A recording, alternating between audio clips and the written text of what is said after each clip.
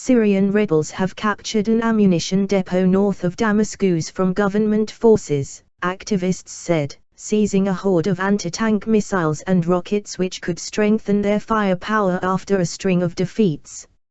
Video footage of the raid published on Saturday showed delighted rebel fighters carrying out boxes of weapons from the arms cache in Denha, near the town of Yabroud, following an overnight attack. Still largely outgunned by Assad's forces, who have gained ground around the capital Damascus and Syria's third-largest city Homs, the rebels have sought arms to tip the balance of power in the two-year conflict that has killed at least 100,000.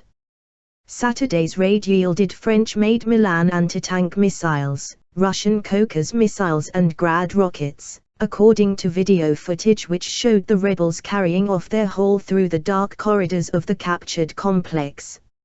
"Our return to Quzi just got closer," shouted one fighter, referring to the former rebel stronghold and border town which was captured 2 months ago by Assad forces backed by the Lebanon's Hezbollah.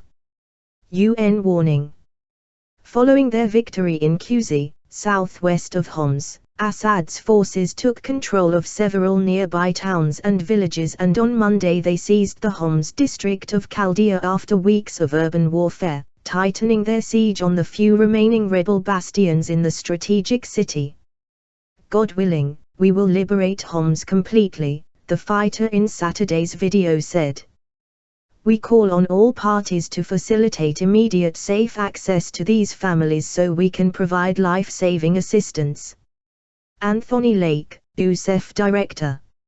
Homs lies on the main north-south highway which links most of Syria's main cities, and also forms a link between Assad's capital in Damascus and the heartland of his minority all-white community in the mountains overlooking the Mediterranean. In the same border region near Yabroud where the missile stocks were seized, Syrian jets killed at least 9 people in an airstrike, Lebanese security sources said. Some of the wounded had been brought into Lebanon for treatment.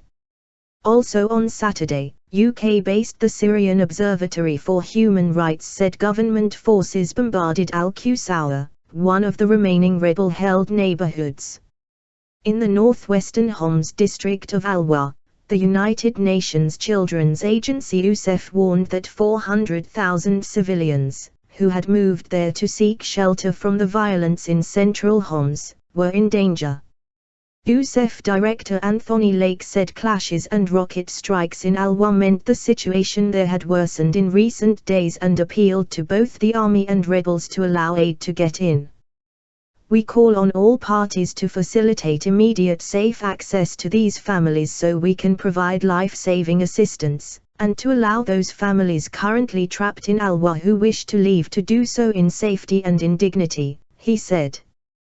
The more than 2-year conflict in Syria has left at least 100,000 people dead and displaced millions of people.